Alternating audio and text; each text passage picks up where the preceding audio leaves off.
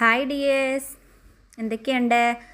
അപ്പോൾ നമ്മൾ കഴിഞ്ഞ ക്ലാസ്സിൽ ഖുദ് സേ പ്യാർ എന്ന ഒരു കവിത പഠിച്ചു അല്ലേ?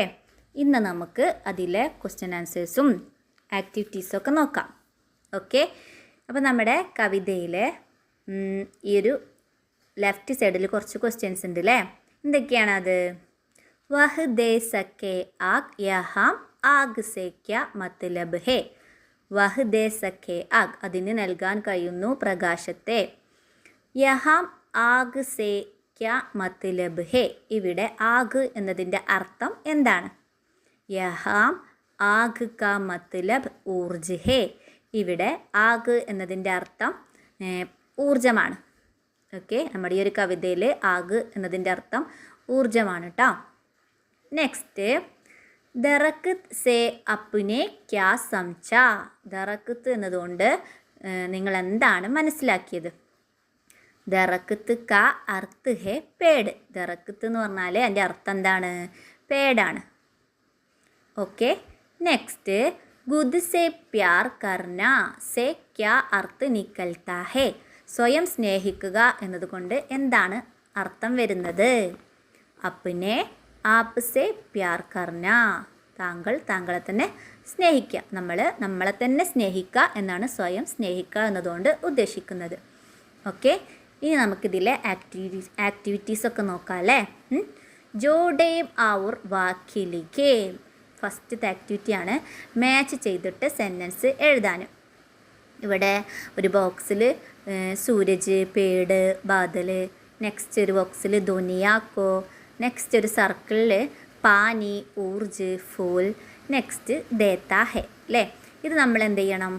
മാച്ച് ചെയ്തിട്ട് നമ്മളത് സെൻറ്റൻസ് ആക്കണം. എങ്ങനെ നമ്മളത് സെൻറ്റൻസ് ആക്കുക? സൂരജ് ദുനിയാക്കോ, സൂര്യൻ ലോകത്തിന് എന്താണ് തരിക? പാനിയുണ്ട്, ഊർജുണ്ട്, ഫൂലുണ്ട്. ഊർജ് അല്ലേ, നമ്മൾ പഠിച്ചതാണ്. ഊർജ് ദേത്താ ഹേ, സൂര്യന് ലോകത്തിന് ഊർജം നൽകുന്നു. പേട് ദുനിയാക്കോ, മരം ലോകത്തിന് ഫൂൽ ദേത്താ ഹേ അല്ലേ, മരം ലോകത്തിന് പൂക്കൾ നൽകുന്നു. ബാദൽ ദുനിയാക്കോ, ബാദൽ എന്താ ലോകത്തിന് തരുന്നത്?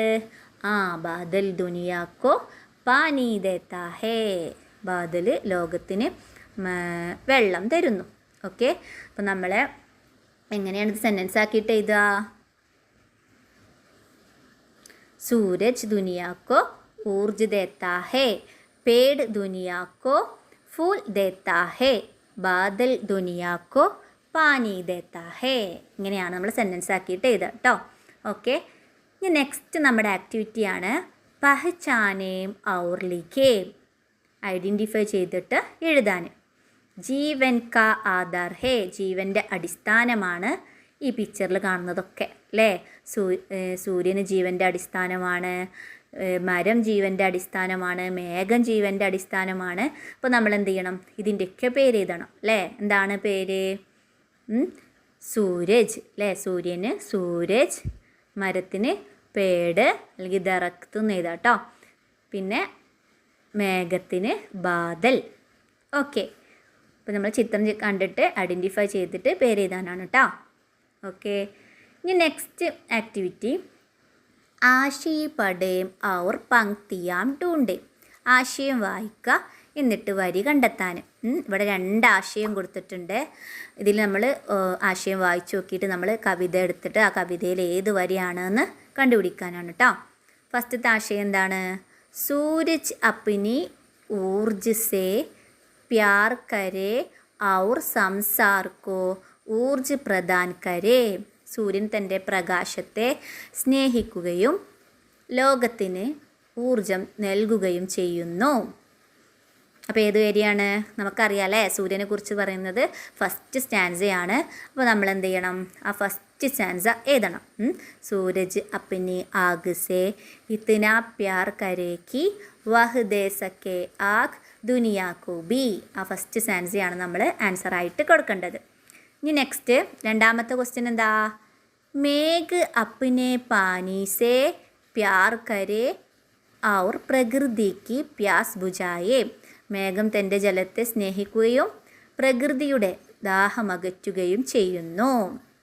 അത് ഏത് സ്റ്റാൻസയാണ്? നമ്മൾ മേഘത്തിനെ കുറിച്ചിട്ട് ഏത് സ്റ്റാൻസയിലാണ് പഠിച്ചത്? 3ാമത്തെ സ്റ്റാൻസയാണ് അല്ലേ? ബാദൽ അപ്നെ ജൽസെ ഇത്ന പ്യാർ കരേക്കി വഹ് ദേ സക്കേ ജൽ ദുനിയാ കോ ബി. അതാണ് നമ്മുടെ 2ാമത്തെ ആശയത്തിൻ്റെ ആൻസർ കേട്ടോ. അപ്പോൾ നമ്മൾ ആശയം നിന്നിട്ട് വരി കണ്ടുപിടിക്കാൻ പറഞ്ഞാൽ ആശയം നന്നായിട്ട് വായിച്ചു നോക്കുക. എന്നിട്ട് അത് അതിലുള്ള വാക്കുകളൊക്കെ ഏത് സ്റ്റാൻസിലാണ് വന്ന് മനസ്സിലാക്കിയിട്ട് അതെടുത്ത് എഴുതലാണ് കേട്ടോ. ഓക്കെ, ഇനി നമ്മുടെ നെക്സ്റ്റ് ആക്ടിവിറ്റി എന്താണ്? യേ ദുനിയാ കോ കൈസെ പ്യാർ കരേങ്കെ അപ്നെ വിചാർ ലിഖേ. ഇവരൊക്കെ എങ്ങനെയാണ് ലോകത്തിന് സ്നേഹിക്കുന്നത് എന്ന് എഴുതാനാണ്. സൂരജ്, പേട്, ബാദൽ ഇതൊക്കെ എങ്ങനെയാണ് ലോകത്തിന് സ്നേഹിക്കുന്നത് എന്ന് എഴുതാനാണ് കേട്ടോ. സൂര്യൻ എങ്ങനെയാണ്? ഊർജ് ദേത്താ ഹേ, ഊർജം തരുന്നു. പ്രകാശ് ദേത്താ ഹേ, പ്രകാശം തരുന്നു. ഗർമി ദേത്താ ഹേ, വെയിൽ തരുന്നു അല്ലേ, ചൂട് തരുന്നു. ഇതൊക്കെ നമുക്ക് സൂര്യൻ തന്നിട്ട് നമ്മുടെ സൂര്യൻ സ്നേഹിക്കുന്നത്. നെക്സ്റ്റ് പേട് എന്തൊക്കെയാണ് തരുന്നത്? എങ്ങനെയൊക്കെയാണ് സ്നേഹിക്കുന്നത്?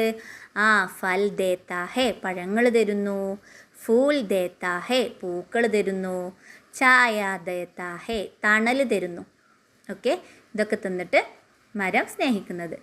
നെക്സ്റ്റ് ബാദൽ എങ്ങനെയൊക്കെയാണ്? പാനി ദേത്താ ഹേ, വെള്ളം തരുന്നു.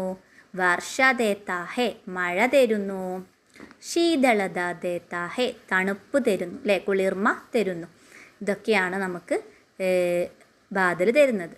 ഓക്കെ, ഇനി നെക്സ്റ്റ് ആക്ടിവിറ്റി അല്ലേ, നമ്മുടെ ഈ ഒരു ചാപ്റ്ററിലെ ലാസ്റ്റ് ആക്ടിവിറ്റിയാണ് കവിതാക്ക ആശയിലേക്ക്, കവിതൻ്റെ ആശയം എഴുതാൻ.